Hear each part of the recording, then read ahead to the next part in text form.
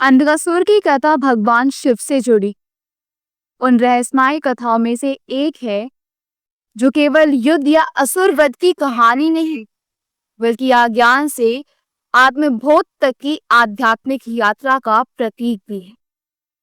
ये कथा शुरू होती है उस समय से जब असुराज हिरण्याक्ष ने संतान की कामना से भगवान शिव की घोर तपस्या। वह चाहता था कि उसे ऐसा पुत्र प्राप्त हो जो तेजस्वी, पराक्रमी और अजय।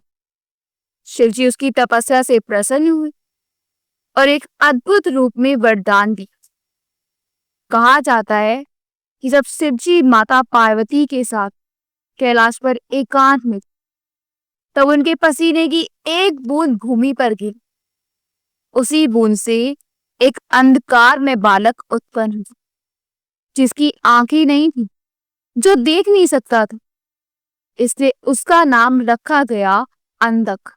शिवजी ने उस बालक को हिरण्याक्ष को सौंप दिया और कहा, ये तुम्हारा पुत्र होगा, पर ध्यान रखना इसकी मृत्यु तभी होगी जब ये अपनी माता को प्राप्त करने की इच्छा करेगा। अंधक का लालन पालन असुरों के बीच हुआ। उसमें जन्म से ही असीम बल था। वह बड़ा होकर अत्यंत पराक्रमी, साहसी और वीर योद्धा बना।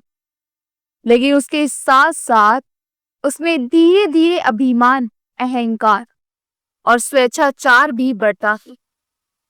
शक्ति के मोह में उसने वर्षों तक तपस्या की और ब्रह्मा जी से वरदान मांगा कि वह केवल तभी मरे जब वह अपनी माता को प्राप्त करने की इच्छा करे।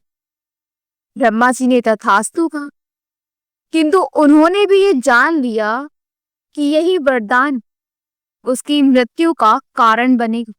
अंधकासुर ने संसार के तीनों लोकों में उत्पात मचाना शुरू की। देवताओं को स्वर्ग से निकाल दिया गया, ऋषियों की यज्ञ वेदियां नष्ट कर दी गई और धरती पर अराजकता फैल गई। उसका उद्देश्य था संपूर्ण ब्रह्मांड पर अधिकार प्राप्त करना। एक दिन जब वह कैलाश पर्वत की ओर गया तो वहां उसने माता पार्वती को देखा। वह स्तब्ध रह गया। उसकी बुद्धि भ्रमित हो गई।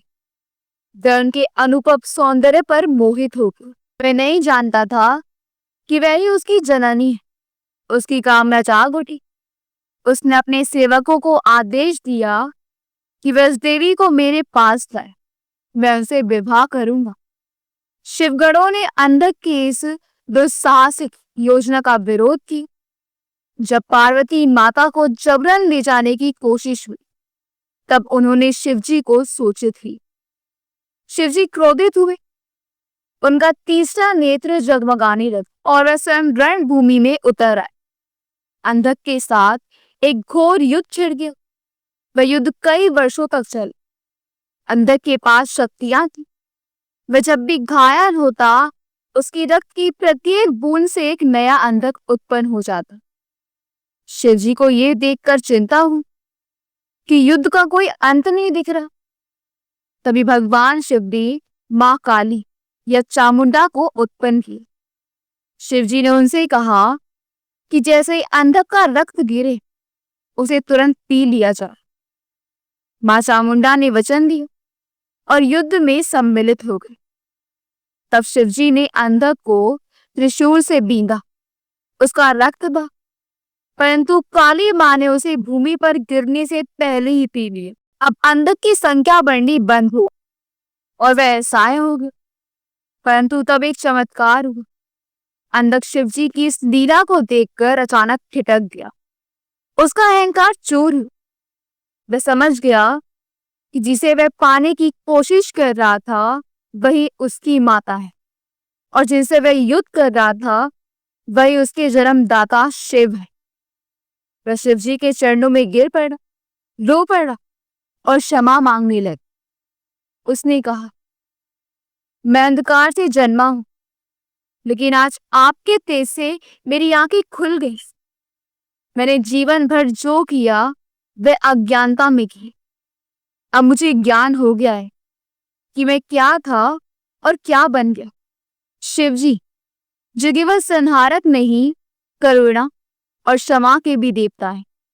अंदर की पश्चाताप भरी प्रार्थना से द्रवित हो उन्होंने कहा, तुमने पश्चाताप किया है, यही सबसे बड़ी प्रायश्चित है, मैं तुम्हें क्षमा करता हूं।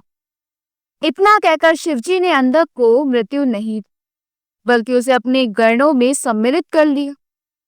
अंधक अब अंधकार का प्रतीक नहीं, शिव भक्ति और आत्मबोध का प्रतीक बन गया। ये कथा केवल एक असुर के वध की नहीं है, बल्कि ये बताती है कि चाहे हम कितनी अज्ञानी, अहंकारी या पापी क्यों ना, यदि हम सच्चे हृदय से पश्चाताप करें और ईश्वर की शरण में आए, तो वह हमें अपने समीप स्थान देने में देर नहीं करते। अंधक जो पहले अपने माता पिता को पहचान नहीं पाया था, अंतः शिव भक्ति की सबसे ऊंची अवस्था तक पहुंच गई। यही इस कथा की सबसे गुण और गहन सीख है। अगर आपको ये कथा ज्ञानवर्धक लगी तो वीडियो को लाइक करें, शेयर करें और ऐसे ही पौराणिक रहस्य के लिए चैनल को जरूर सब्सक्राइब करें। हर कथा में छुपा है एक गहरा संदेश, उसे जानिए, समझिए और शिव भक्ति से जुड़िए और कमेंट बॉक्स में लिखें हर हर महादेव।